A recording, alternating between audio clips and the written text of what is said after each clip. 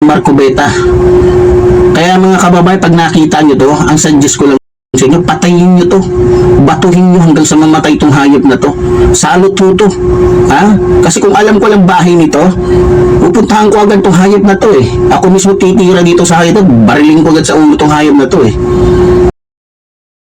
So ayan guys, narinig natin kung ano yung galit at ginawang pagbabanta ni Epifanio the Dog Labrador dito kay senatorial candidate Rodante Marcoleta. Hindi natin alam kung ano ang ikinagagalit nito sa kay Marcoleta, no? Etong si Epifanio Labrador, sa video niya na ito, makikita natin yung pagbabanta ng gusto niyang patayin si Congressman Rodante or si senatorial candidate Rodante Marcoleta. So para sa kaalaman natin guys, sundan natin itong full video ni Epifanio Labrador para malaman natin kung ano po yung talagang ikinagagalit ng tao na ito, no, dito kay Congressman Marcoleta. Kasi alam natin na itong si Congressman Marcoleta nung nasa Congress pa siya, member siya doon sa Tri-Committee, no, ay ito siya ang nagpatawag kay Epifanio Labrador para umattend doon sa fake news hearing, no, na ginawa diyan sa Tri-Committee. So ito nga si Epifanio Labrador ay hindi sumipot dahil nga siyempre takot din siya na alam niya yung masamang mangyayari sa kanya, 'di ba, no? Pag sa sandaling lumantad siya. So ito guys, panoorin natin yung kanyang full video sa episode na ito. Para sa gayon, wag niyo nang puntahan doon sa channel niya at dito niya na panonoorin. So lagyan natin ng mga konting reaction lang ang mga video, ang mga sasabihin niya dito. Okay, so ito, Epifanio Labrador. Birada mo na, tirahin mo na. Okay, sa araw po ito, mga minamahal ko mga kababayan, ay pag-uusapan po natin itong isang congressman tumatakbo po ngayon bilang senador na ating bansa na kung saan hindi lamang po traidor, hindi lamang po traidor, isa pang talagang masasabi mo, isa pang salot o isang anay sa ating gobyerno na walang iba kundi si Marcobeta o mas kilala po sa pangalang Marcoleta, no, na malaking mata, na sa kalakihan ng mata siya namang liit ng utak. Alam niyo po kung bakit siya ang pag-uusapan natin ngayon. Hindi naman po sa tayo po'y naninira o anuman. Nakita naman po natin, di ba, na kung paano pinaglalaban ng ating mga ninuno, magmula pa po kay Lapu-Lapu, magmula po kay Jose Rizal, magmula po kay Andres Bonifacio, pinaglaban po nila yung mga teritoryo natin. Although, naniniwala ko na maging itong si Lapu-Lapu, hindi pa nakakarating ito ng West Philippine Sea. Pero, sa panahon po ngayon, kung buhay po itong si Lapu-Lapu, baka isa po sa pugutan niya ng ulo, o baka isa po sa pugutan nito ni Andres Bonifacio ng ulo, wala pong iba kundi itong si Marcobeta. Na kung iisipin mo po talaga, bagamat siya po nakapagtapos ng abogasya, masasabi mo talagang tolongges. Biro mo ba naman? Paano ko nasabing tolongges? Sa kabila ng pagiging mamamatay tao, hayop, gago, siraulo, alam ni Marcoleta kung paano minura ni Duterte yung ating Panginoon maging si Pope Francis. Pero kung sa bagay, walang kwenta sa kanya yun. Hindi niya iisipin yun. Dahil hindi naman si Manalo o si Eduardo Manalo yung minura ni Digongyo, kundi yung kinikilala at ginagalang lang naman ng mga Katoliko na si Pope Francis. Nakita niyo ba nag-react siya? Nakita niyo bang nagsalita siya? Oo. Patawag natin si Digongyo dun sa kamera kasi minura niya yung Pope ng mga Katoliko. Hindi niya po ginawa yun. Bakit? Hindi naman yung bossing niya. Hindi naman yung hari nila. Sandali, no? Epifanio Labrador. Ano pa kaya alam ni Congressman Marcoleta o Senador Marcoleta doon sa aligasyon mo tungkol doon sa pagmura ni FPRRD doon sa sinasabi mong Diyos ng Katoliko at saka dyan kay Pope Francis. Ang pinapatawag sa TRICOM lang naman ikaw di ba? Kasi ikaw, ang minura mo, si Congressman Marcoleta. Wag mong i-connect doon no? Walang pakialam doon si Congressman Marcolita. Merong ibang mga mambabatas doon na pwedeng magpatawag diyan kay FPRRD. Sila yung ibang mga mambabatas doon, pwede yun sila. Huwag mong ibunton lang kay Congressman Marcolita. Kaya ka lang pinatawag ni Congressman Marcolita dahil binirada mo siya, minura mo siya, di ba? Oh, bakit i-connect mo kagad doon? Bakit ikumpara mo yung sarili mo doon sa Diyos at saka kay Pope Francis, tae ka lang naman na tao, di ba? Buti nga, pinansin ka pa ni Congressman Marcolita eh. So, sinama ka lang dun kasi doon sa pinapatawag na mga vlogger na mga fake news. Okay? Kaya, yung galit mo na yan, wala sa lugar, no? Gusto mo lang murahin yung tao, gusto mo lang siyang siraan dito sa content mo, kaya ginagawan mo ng issue, no? Para mapasama siya sa mga tao. Pero sinasabi ko sa iyo, hindi mo kayang baliktarin yung katotohanan. Ngayon kasi talagang tumataas ang ratings ni Congressman Marcolita, kaya galit na galit ka, no? Oh, ganyan yun ang totoo. Kumbaga, di natin lang kung may nagsusulsul sa'yo dyan na ito, siraan mo to kasi talagang tumataas ang nito, lumalakas ang kandidato na ito, di ba? Oh, yan ay opinion ko lang. Pero di natin alam dahil sa style mo nga, no? Dahil sa kilala ka naman, nabayaran ka na vlogger, maaaring ganun nga. Sige, tuloy natin. Ang mura ni Duterte. So, ibig sabihin lang, kapag kapabor sa kanila, okay lang siya. Pero pag hindi, nagsasalita siya. Oo, di ba? Totoo hindi. Mga kababayan, nakikita niyo naman. Ngayon, bumalik tayo sa usapin na tungkol po dito sa kagaguhan, katulong sa katarantaduhan nitong Marcolita. Kaya po siyang pinag-uusapan natin. Malalagay po kasi sa alanganin ng ating bansa kapag ito po ay nahalal bilang senador ng ating bansa. Biro mo, pinaglalaban po ng ating mahal na Pangulo ang West Philippine Sea. Pero nakita niyo naman, binibigyan ng lakas ng loob. Binibigyan ng lakas ng loob ni Marco Beta, ito po ating mga kalaban na mananakot na ipagpatuloy yung kanilang ginagawang pananakot sa pamamagitan po ng kanyang sinasabi. Alam mo sa sinabi po ni Marco Beta, lahat ibubunyi po, lahat ng mga taga-China sa sinabi niya. So, ibig sabihin lang, sa ginawa niya ito, bayani po siya. Hero siya, bayani siya para sa mga Chino. Oh, kita mo, gumawa ka na naman ng issue. Paano mo nalaman yan? Na nagbubunye sila doon? Ha? Nandiyan ka sa gubat nga eh. Di ka nga makalabas dyan eh. Di ba? Saan ka kumuha ng impormasyon mong ganyan? O di ba, sariling mo lang yan? Haka-haka mo lang? Paano siya naging hero sa China? O, gumawa ka naman ng issue, hero na naman siya sa China. Di ba? Yan mga kwento mo kasi, kwentong pagong, para lang siraan mo ang isang tao kung ano-ano mga kabulastugan, ano-anong kasiraan, ano-anong mga kapintasan na ikapit mo sa kanya, ibinibintang mo sa isang tao para mapasok sa isipan, masaksak sa isipan ng mga manunood mo, ng mga viewers mo na masamang tao yung binibirada mo, di ba? So bad influence ka sa mga viewers mo. Gunggong lang yung mga viewers mo na naniniwala sa iyo. Mamaya pag-usapan natin 'yan. Sige, tuloy mo. Pero sa atin, may tuturing ba natin siyang bayani, hero? O may tuturing natin siyang traidor sa sarili nating bansa? Ngayon, tatanungin ko po kayo, ito salanang sa akin lamang po mga minamahal ko mga kababayan.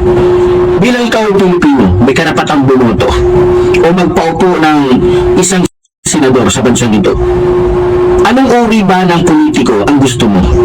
Yung politikong katulad ni Marcolita na nagsasabing walang West Philippine Sea, samantalang kung tatanungin mo lahat ng mga Pilipino sa bansang ito na nakakaalam tungkol sa West Philippine Sea, 99% po, maliban na lang sa mga katulad niya, alam ko, kakampi sa kanya yung Iglesia ni Manalo dahil ka-iglesia niya.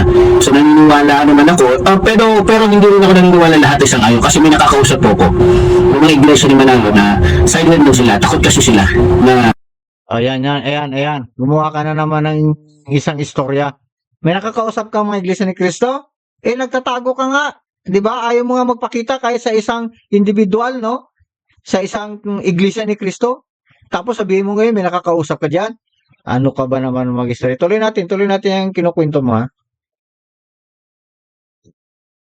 malaman ng nakakataas sa kanila na sila ay hindi sang-ayon sa ginagawa ng kanilang pamanuhan dahil para pala talaga itong review na to, para pala talaga itong sindikato na kapag may narinig sa iyo yung mga leader ninyo, pagkakaisahan ka, pwede kang ipapatay, pwede kang gawa ng issue, pwede kang ipakulong, pwede kang gawa ng mga kaso.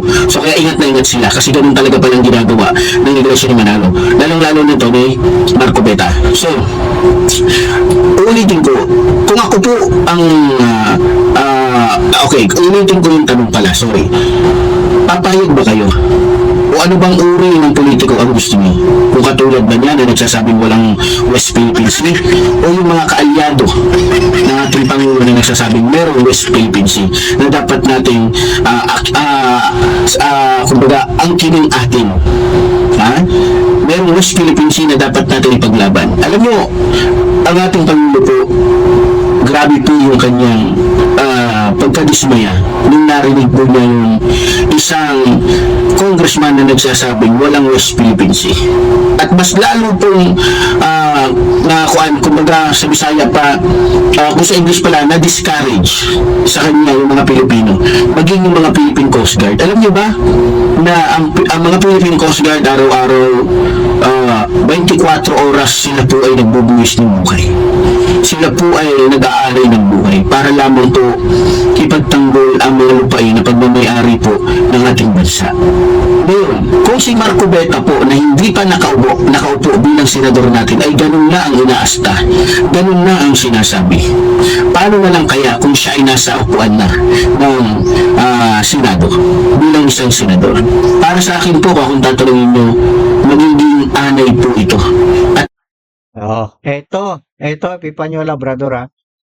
Bakit ka mo na-discourage, no? Bakit ka mo nanlumo ang presidente at saka yung mga Coast Guard, no? Na-discourage sila doon sa sinabi ni Congressman Marcolita na walang West Philippine Sea. Kasi totoo namang walang West Philippine Sea, no? Yung West Philippine Sea, dito lang yan sa Pilipinas ginawa. Tayo-tayo lang, yung gobyerno lang, pero hindi nila yan na iparehistro sa pangkabuuang mapa, no? Ng mundo. Wala kang makikitang West Philippine Sea na nakalagay sa mapa ng mundo, no? Kahit i-Google mo, wala, di ba? Ngayon, pag tiningnan mo sa Google, meron na. May West Philippine Sea na. Bakit? Binuksan ni Congressman Marcolita ang isipan ng mga Pilipino, pati na rin yung mga Coast Guard, yung Commodore ng Coast Guard na nakausap niya doon sa Quadcom noon, no? Na nag-usap sila. Hindi ka nakapanood noon? Napanood mo or di mo naintindihan lang? No? Wala ka naman kasing unawa eh, di ba? Pinaliwanag ni Congressman Marcolita, inaangkin natin yung isang lugar na West Philippine Sea na wala namang West Philippine Sea na nakasulat na nakalagay doon sa talaan ng mga lugar ng mga mapa dito sa buong mundo. Pagkatapos nung hearing na yon, sumunod na mga araw, mga buwan, nagkaroon na ng West Philippine Sea sa Google. Makita mo na ngayon sa mapa. So pasalamat ka kay Congressman Marcolita dahil nabuksan, no? Nagawa ng paraan yung bagay na yon na tayo pala may West Philippine Sea na tayo lang palang gumawa, no? Pilipino lang gumawa. Yung mga gunggong na mga administrasyon na una, no? 'Di ba?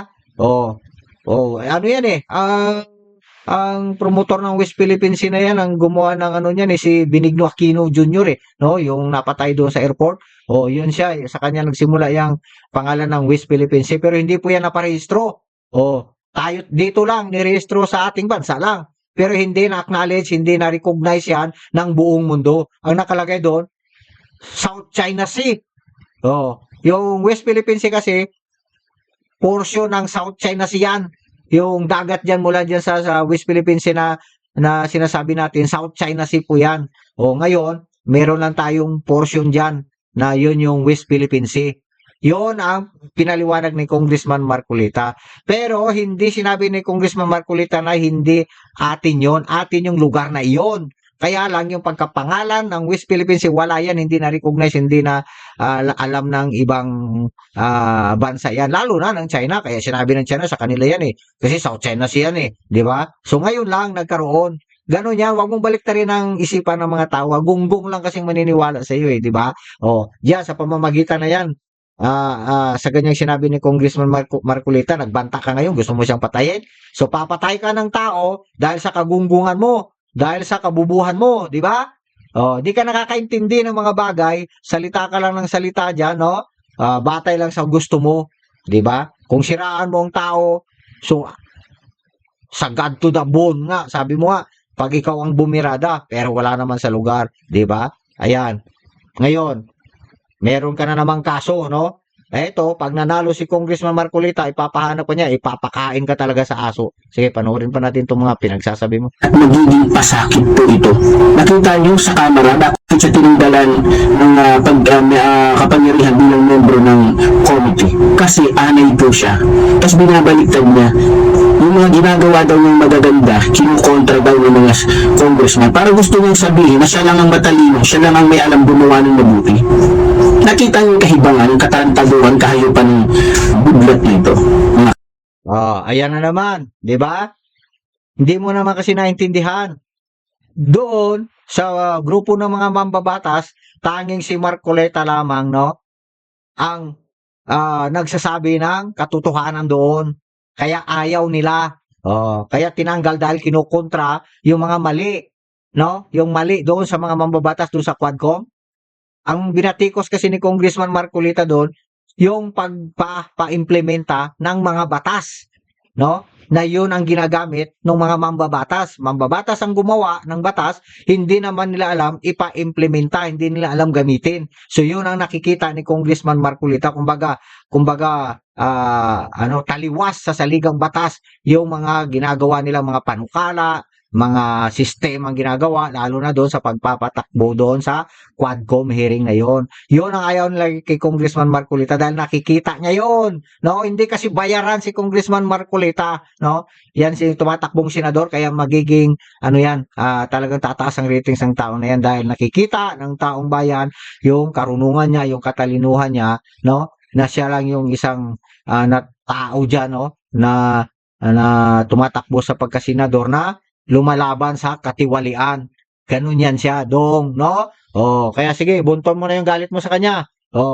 Ituloy mo yung pagpatay sa kanya kung kaya mo. Hindi ka nga makalabas niya sa lugar mo. Ang lakas ng loob mong sabihin mong papatayin mo siya, babarilin mo siya. Sige. Tira. Kababayan, nakita niyo, diba? Sanay na sanay siya ng maligtad. Pero kung makikita mo sa pagmumukha pa lang, putang inang ito, itong hayop na ito, itong bumbong na congressman na to, na sinusuka na ng kongreso, dahil sa sobrang pagiging alay nito, nakinig ka sa akin, Marcoleta, ikaw putang ina mo ka. Akala ko ba papatawag mo ko sa Tricom? Bakit yung wala ako dyan? Bakit wala ako dyan? Natural, wala ako dyan, hindi ito ako eh. Wala ka kasi duwag ka naman eh, 'di ba? Hanggang istorya ka lang eh. Bakit mo siya tinatanong kung bakit wala ka doon? Tinatawag ka nga niya, pero wala ka doon. Bakit? Kasi takot ka. 'Di ba? Gusto mo namang balik rin diyan na wala siyang kakayanan na patawag ako diyan, 'di ba? Para gusto mo sikat ka, 'di ba? Ganun ka eh. Pero sa totoo lang, subukan mong lumitaw diyan. Subukan mong lumitaw yan. Sabi ko nga, pag ako lang nakakita sa iyo eh. Maghalo ang balat sa maghalo ang puti sa sa dicolor. Ano lang yan, Panyog, no? Huwag kang masyadong pilingon ba? Sa man yung tao kailang man ang laman ng utak mo eh. Play. Kahit patawag mo pa ang bumbong ka, siraulo ka, gago ka, demonyo ka, putang ina mo ka, hindi ko pupunta. Yan lang ang malakas sa'yo, no? Diyan ka lang matapang sa pagmumura. Bunganga lang matapang sa'yo. Pero pag nakaharap mo, kahit sino lang makaharap mo sa amin eh. Tingnan natin kung makapagmura ka pa, 'di ba? Diyan ka lang magaling yung pagmumura na yan. Patalikod na, kumbaga patraidor na birada ba, no? Dito sa social media mo lang birahin yung mga taong gusto mong tirahin. Pero sigurado sa harap-harapan yan, wala. Isot ka pa. Le. Dahil alam ko, ang utak mo, utak demonyo, utak diablo, utak satanas. Marcoleta, kung iniisip mo na mananalo ka dahil sa mga sinasabi ng bumbong ka, kung ako sa'yo magpatiwakal ka na, dahil salot ka lang sa bansang ito. Alam mo ba, Marcoleta, sasabihin mo sa ito to? Lahat ng mga mangingisda na nangingisda doon sa West Philippine Sea, dismayado sa'yo at sinusumpa ka. Kinakahiya ka. Bakit ka nga ba naging congressman? Saan mo naman napulot yan? Nakapunta ka na doon sa West Philippine Sea? Nakausap mo yung mga mangingisda doon? Galing mo talagang mag-imbento ng mga salita, no? O, talagang ano ka, kumbaga, ah, ano ka na, 100% ka na talaga sa paggawa ng kasinungalingan, yung script, no? Yung baliktarin mo, pasamain mo yung tao. Talagang kayang-kaya mong gawin yan. Pero gunggong lang yung naniniwala sa'yo. Gunggong lang, di ba? Kaya yung mga followers mo na sabi mo na sumusuporta sa'yo, mga ugok yung mga tao na yun. Bakit? No? Na manipula mo yung isipan nila, 'di ba? Napapaniwala mo sila diyan sa mga kasinungalingan mo, 'di ba? Baka sabihin ng mga viewers diyan, "Oh, ikaw nga, nanonood ka nga sa kanya eh." Nanonood ako. Eto, pinanood ko 'to dahil gusto ko lang reaksyonan yung ginawa niyang pagbabanta, no? Yung gusto niyang pagpatay kay Congressman Marcolita. Kaya isinave ko itong video niya na ito, 'di ba? Kaya ako pinanood ito. Ngayon, ipinalabas ko lang itong full video niya dito para wag niyo nang puntahan yung kanyang channel doon kasi makakadagdag pa kayo sa mga viewers na, 'di ba? Kaya kayo na mga subscriber nito, mga followers nito, so na ano niya na manipula niya na yung isipan ninyo. Napapaniwala niya kayo dito sa mga kasinungaling ginagawa niya. Sa lahat ng mga content niya, sa lahat ng mga video niya, kahit panoorin ninyo, 'di ba? Wala kayong nakikita, naririnig doon, kundi puro pagmumura, panglalait, paninira sa tao na wala naman siyang batayan, 'di ba? Mahusay lang ang dila nito. Dila lang ang panlaban nito, pero sa tunay na buhay ito, duwag to. Duwag kaya nga nagtatago diyan eh. Nanginginig 'yan eh. Sasabihin niya meron siyang nakakausap na mga iglesia ni Cristo. Wala 'yan. Takot nga yan magpakita eh. Kahit sa bata lang na Iglesia ni Cristo eh, dahil baka maituro kung saan lugar niya eh. Di ba? At doon pa sa iba pang mga pinagkaatrasuhan niya. Hinamon niya si Congressman Marcolita, bakit daw wala siya doon sa TRICO na pinatawag niya, pinagtawanan niya pa? Di ba? Galing ng nung divert niya yung ano yan, yung kaduwagan niya, dinivert niya na doon sa parang nauto pa niya si Congressman Marcolita, hindi daw siya dadalo kahit ipatawag. Hindi talaga dadalo to. Kasi pag dumalo to, baka doon pa lang sa pagbaba niya sa kung anumang sasakyan niya doon, no? Hindi na makakapasok to, hindi na abot to doon sa opisina ng TRICOM, di ba? Hindi. Baka sabihin niya, tinatakot ko siya. Oo, tinatakot ko siya. Hindi ako yung tao na sasabihin, tinatakot mo lang ako eh, 'di ba? Hindi kita tinatakot. Hindi ako talagang tinatakot talaga kita kasi duwag ka eh, no? Tinatakot talaga kita. Kaya hindi ka nga dumadalo eh kasi takot ka eh. Kaya pag ako kausap mo, tinatakot talaga kita. 'Di ba? So magpakita ka ng tapang mo. Okay. Pero meron ako narinig mga kababayan na yung pagiging congressman nito ay tila merong malalim na usapin. Nagtataka sila, ayaw ng mga tao sa kanya dyan sa lugar na kung saan pinaglilingkuran niya. Pero bakit nananalo siya? Samantalang maraming kababayan natin dyan sa distrito niya na ayaw sa kanya. So, napakahiwaga po. Bakit lagi itong nananalo? Napakahiwaga. So, Mahiwaga lang yan doon sa mga taong gunggong na walang naintindihan kundi chismis yung mga dumarating na mga balita sa iyo, di ba? Siyempre, paninira ang ginagawa mo, ay kung ano nung kwento, iimbento mo para ipukol kay Congressman Marcolita. Pero sinasabi ko sa iyo, dahil sa mga ginagawa mong ganyan, lalong sumisikat yung tao. At yung mga iniidolo mo ngayon, no? So mula ka doon sa presidente, doon kay Romualdez, yung sawa ng presidente, hanggang dyan sa mga mambabatas na mga paborito mo, nasaan sila ngayon? Wala, bagsak lahat sila. Diba, no? Dahil sa'yo, dahil ikaw nagpo-promote sa kanila. Hindi na ngayon sila pinapaniwalaan. Bakit? May alaga kasi silang aso na katulad mo, na ubod ng kasinungalingan, no? Ubod ng kalapastangan, kabastos na tao, no? Masamang tao. Yan ang isa pang nagpababa sa trust rating ng administrasyon ngayon. Okay? Naintindihan mo? Sige, tuloy mo. sa tingin mo ba't kaya? Alam na. Di ba? Alam na. So, Marco Beta, ikaw nahudas ka, ikaw gago ka, ikaw demonyo ang putang ina mo ka. Ha? Kung malapit-lapit ka lang sa akin, dudukutin ko yung matang putang ina mo ka. Tarantado ka. Ha? Ang kapal ng mukha mong tumakbo at magpatuloy na tumakbo senador sa bansang ito?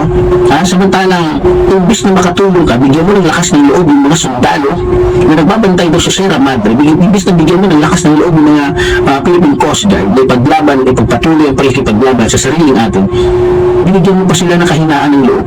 Nilito mo ang taong bayan. Para gusto mo sabihin, nasangayon ako sa pananakot ng China sa atin. Tutang ina mo ka. Ha? Tarantado ka. Pag ikaw Oh, kita mo? Kita mo? Oh, mali kasi yung pagkaintindi mo eh. Yung mga sundalo ngayon doon, yung mga Coast Guard sa West Philippine Sea, na ginanahan na ngayon sa pagbabantay doon. Bakit? Nakarehistro na ngayon yung West Philippine Sea sa pamamagitan ni Congressman Marcoleta. Noon, no, parang mga walang kabuluhan lang yung mga ginagawa doon ng mga Philippine Coast Guard, no? Dahil sa yung West Philippine Sea pala, hindi pala na-recognize, na-acknowledge yan ng pangbuong mundong kumbaga teritoryo or tawag yan mapa, no? Oh, kasi South China Sea yun. Ngayon, meron ng West Philippine Sea na nakarehistro na, may pangalan na, search mo sa Google. Ngayon, meron ng lalabas, West Philippine Sea, lalabas na yung mapa. Oh, nandun na West Philippine Sea, katabi niya yung South China Sea, nandito na, katabi niya yung Spratly Island, o yung Scarborough. Meron na yon, no? Dahil yan kay Congressman Marcoleta. Kaya ginanahan ngayon yung mga Coast Guard sa pagbabantay, no? Araw at gabi, ayan ngayon, tingnan mo, di ba, yung operation dun sa dagat, oh, okay na. Dahil yan kay Congressman Marcoleta, napukaw ang isipan, no, ng mga Pilipino na meron palang isang lugar dyan na inaangkin natin na tayo lang palang nag-aangkin. Katulad ng sinabi ko kanina, di ba? So ngayon, malaking pasalamat po yan kay Congressman Marcoleta. Kaya ngayon, talagang gustong-gusto na ng tao si Congressman Marcoleta dahil nakikita niya yung mga bagay na mga tiwali, no, at mali dito sa Pilipinas. Yan ang kailangang senador ngayon ng Pilipinas. Dapat, kung ako lang ang magpo-promote yan, dapat gawing number 1 yan, no? Para mas lalong mas makapangyarihan at magkaroon ng power na maipa-implementa yung tama, lalo na doon sa paggamit ng batas, no? Sa pagpapatupad ng mga batas. Okay, ganun yan. Ikaw kasi, yung mga natututunan mo doon sa mga amo mo, na yung mga pinagsasabi nila, yung tungkol lang kung paano magkapera, paano kumita, di ba? Sino ba yung mga amo mo? Ha? Bahala ka na. Tukuhin mo kung sino yun. Kaya yung Pilipinas ngayon walang asenso. Dahil sa mga pag-iisip ng katulad ng ipinalalabas mo ngayon, di ba? Kaya yung mga subscriber mo, mga followers mo, gunggong lang yung naniniwala sa iyo, no? Yung napapaniwala mo. Kung nagpapatuloy pa sila sa panunood sa iyo. Let's go! Panyo, tuloy. ikaw naging senador, sa totoo lang, baka ikaw pa ang maging spy at pinakamagaling na spy ng China. Sa nakikita namin, Marco Beta, isa kang salot. Sa nakikita mo lang, ikaw lang. Kami sa nakikita namin, hindi siya spy. Siya nga ang kumakalaban siya nga nagpatatag doon sa West Philippine Sea. Siya nga bumabatikos diyan sa mga pagpasok ng China dito di ba? Go. Isa kang anay mo na hindi dapat bigyan ng kapangyarihan sapagkat hindi ka kakampi ng mga Pilipino na nakikipaglaban para sa sariling teritoryo ng bansang ito. Yan ka mausay, no? Binabaliktad mo yung katotohanan para lang masiraan mo yung magandang nasimulan at naipakita, no, at nagawa na ni Congressman or senatorial candidate Congressman Marcoleta. Number 38 yan sa balota pa nyo. Iboto mo ha? Pagdating do sa polling center, kung hindi ka mahuli ng pulis, no? Huwag mong kalimutan yung number 38, 'di ba? Alam ko naman nakakaintindi ka naman matalino kang tao Kaya ka lang nagsasalita ng ganyan dahil sa siyempre wala kang kikitain pag nagsabi ka ng totoo. Kaya nga nabuhay ka sa pagsalita, pagsabi ng kasinungalingan. Kumbaga, jablong pamamaraan ba? Okay, listado ka na. Tira pa, pakinggan pa natin yung nahuling mga sasabihin. Ang kapal ng mukha mo. Ang kapal ng mukha mo talaga, Marco Beta. Kaya mga kababayan, pag nakita nyo to, ang suggest ko lang sa inyo, patayin nyo to. Batuhin nyo hanggang sa mamatay itong hayop na to. Salot nyo to. Kasi kung alam ko lang bahay nito, pupuntahan ko agad itong hayop na to Ako mismo titira dito sa hayop. Barilin ko agad sa ulo itong hayop na to Diba? Para matuto itong demonyo to Wala akong pakialam sa mga bagay Ito yung kanina, yung pinambungad natin dito sa video natin, pinang intro natin. So, kinuha ko dito yung clips at inuna ko doon. So, ito yung ginawa niyang pagbabanta, di ba? So, ulitin natin ha, para kung nanonood man kayo dyan at nandito ito sa ano, so, mai-replay natin ng konti, okay? So, ito siya, replay natin konti lang. Yan. Okay, tira pa niya. Kaya mga kababayan, pag nakita nyo to, ang suggest ko lang sa inyo, patayin nyo to. Batuhin nyo hanggang sa mamatay itong hayop na to. Salot mo to. Ha? Kasi kung alam ko lang bahay nito, pupuntahan ko agad itong hayop na to eh. Ako mismo titira dito sa hayop, barilin ko agad sa ulo itong hayop na to eh. Diba? Para matuto itong demonyo to eh. Wala akong pakialam sa mga bodyguard mo, mga pisot ang mga bodyguard mo. Matapang lang yung mga yan dahil marami sila. Pero Di ka nga makalantad eh. Subukan mo lumabas, be. Matapang pisot. Ikaw siguro ang pisot dyan. Subukan mo lumabas dyan kung talaga matapang ka. Puro ka lang ngawa eh. Dila lang naman ang matapang sa iyo eh. Di ba? Subukan mo daw. Sige daw, one time daw. Nahamon daw kita daw. Pakita ka daw. Di ba? Kahit saan lang ah. Kahit sa akin ka mo lang pakita. No? Panyong. Wala. Pisot ka. Ikaw yung pisot. Huwag mo pagbintangan. Pisot yung mga hinahamon mo. Okay. bukan nyo isa-isa. Ha? Putang inan nyo. Hayop ka Marcoleta. Sinisweldo mo galing sa aming mga mahihirap, galing sa mga mangingisda. Pero hindi mo sila kaya ipaglaban, gago ka. Putang ina mo. Kapal ng mukha mo, dapat sa ibitay kang hayop ka. Kaya mga kababayan ko po sa inyo, huwag na huwag mo po ibuboto yung putang ina to. Ang tawag ko po dito, putang ina. Ha? Malas po yung namin ito, ba't pinanganak pa itong klaseng ganitong klaseng tao? Yan ka lang naman magaling eh sa pagmumura nga eh, 'di ba no? Yan lang ang talagang pinakasandata mo. Kasi hindi ka matagpuan, 'di ba? Pinaghahanap ka na pero hindi ka matagpuan, 'di ba? Kami yan. Ano na lang namin, panahon na lang hinihintay, 'di ba? Panahon na lang hinihintay para lalabas ka. Lalabas at lalabas ka rin talaga eh. Okay, sige, tuloy natin. Hindi ko alam anong tsura itong pambundog na galising. Diba? Mga kababayan ko, pasensya na po kayo kung bakit po nagiging ganito ang reaction ko. Dahil Galising daw. Tingnan mo yung mga daliri mo, no? Nagpakita-kita ka ng ID mo ganyan, no? May galis ka eh, no? Nakita ko yung galis ko, hindi ko lang pinunayan dahil sana ginawan ko ng vlog yan. Yung pinakita mo yung ID mo, yung ID mo sa Eagles ko, no? Yung ID mo sa tawag doon, national ID mo, ganyan mo. May mga galis ka dito, yung kurikong ang tawag doon, no? Congressman Marcolita, sabihin mong may galis yan? Nako. Napakalayo ng skin mo sa skin niya, di ba? Okay. So, yeah, sige, kumbinsihin mo na yung mga manonood mo, bulahin mo na sila na maniwala sa iyo, yung outro mo. Okay. talagang galit na galit po ako sa mga politikong hayop at hindi marunong makipaglaban para sa sarili natin o para sa kapakanan ng ating bansa. Hayop na to. Sumisweldo ka sa mga Pilipino pero hindi mo kayang panindigan ng pagiging leader mo, hindi mo kayang tumayo para sa bansang itong hayop ka tapos yung lakas ng loob mo maging senador. May mga pangako-pangako ka pa na libre ang kuryente. Gago! Sira ulo! Ayan. Nabanggit mo yung kuryente ha. Napakaganda ng programa niya, no? Ni Congressman Marcolita, yung Senador Marcolita, yan, no? Yung number 38, yan. Ayan, number 30, no? Marcolita, may pag-asa ka. So, napakaganda ng programa niya diyan sa kuryente libre. Bakit? Di ba yung ayuda, binibigay lang yan sa mga tao? Pera na binibigay sa tao. Ano yan, buwanan? Kung magkano yan? Di ba? So, yung pera, galing doon sa pondo ng bayan, ibibigay doon sa yung kumakatawan nun. Tapos, dadalhin doon sa bawat bayan. Tapos, bawat bayan, dadalhin bawat barangay. So, ilang kamay dumaan yung pera, ha? Mula doon sa kaba ng bayan. Pagbukas ng baol, bibigay sa isa, ilan na? 2. So, 3, 4 na kamay. Kaya pagdating doon sa tatanggap, konti na lang, di ba? Alam mo na yan. So ngayon, hindi na gagawin yung ganun. Bakit? Lahat ng mga konsumidor, mamamayan ng Pilipino, no, na nagkukonsumo ng 2,000, 2,000 pababa. 'Di ba? Libre na yung kuryente. Saan kukunin? Yung ayuda na yung binibigay na yung doon na diretso. Sasayad pa ba sa kamay ng mga tao?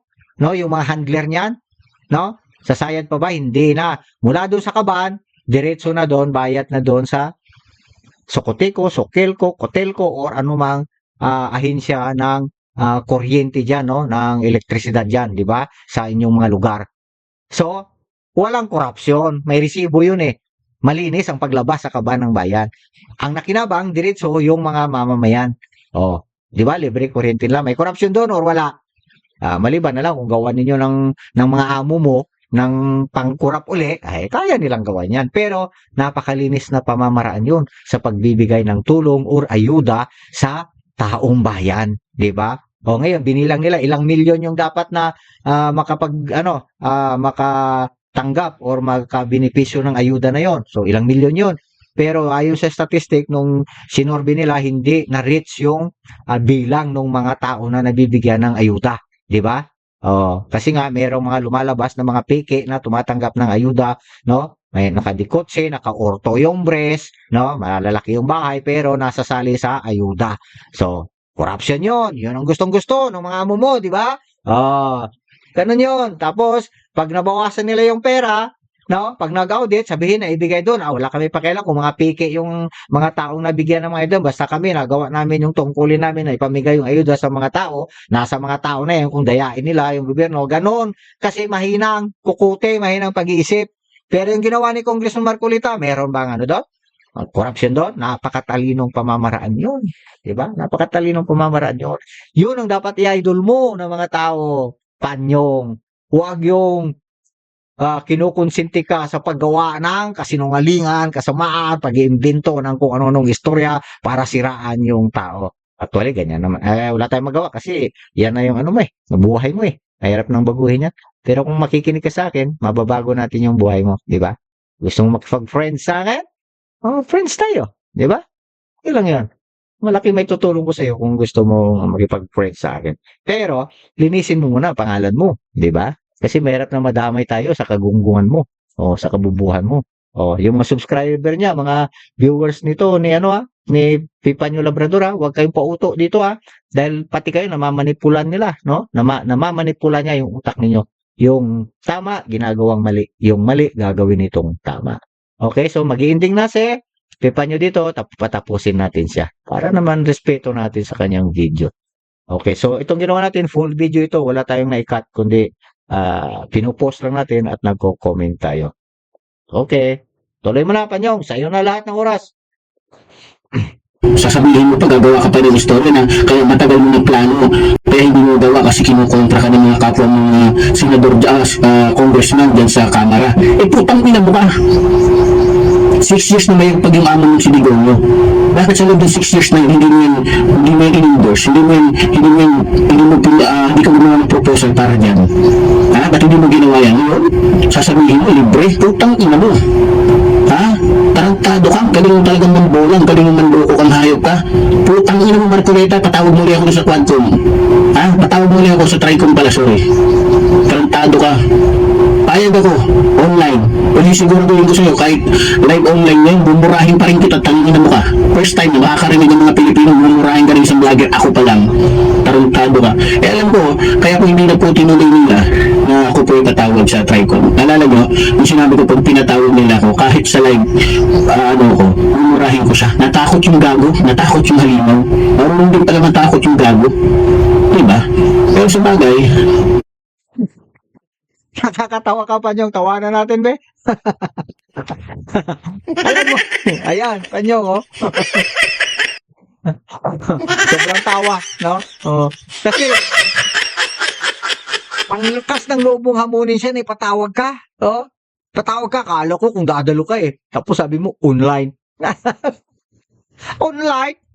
Anong magawa ng tao? Anong magawa ng mga tao dyan? No? Anong magawa ng mga taga-Tricom kung online mo lang, no? Mumurahin mo, sabi mo, natakot sila dahil mumurahin. Subukan mong pumunta doon nga, yung personal, no? At doon ka magmura. Hindi ka na makakalabas doon. Yan ang gusto mo no? Yung patago, yung patraidor, hamunin mo si Congressman Marcolita na patawag ka uli. Patawag ka sa Tricom. Pero online? Ano ka, sinusurte? Sino ka na online?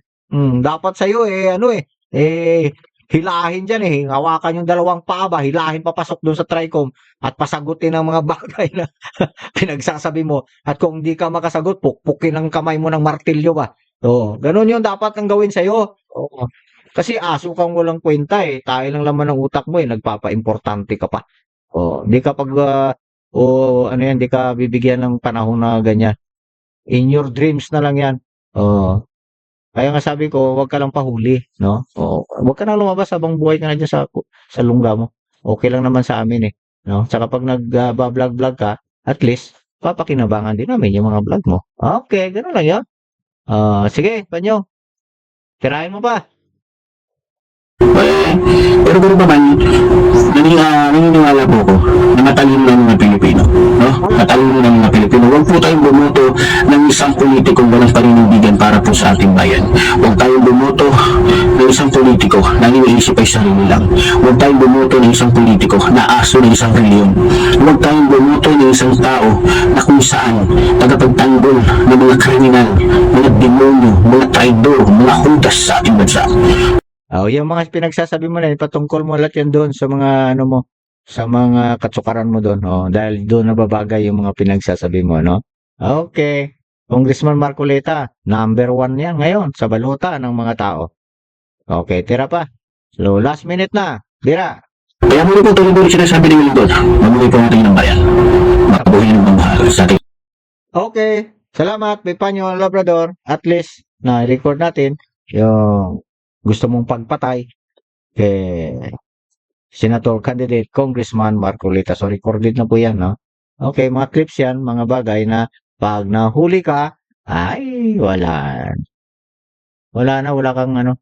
Ang kalalagyan mo talaga is Bartolina.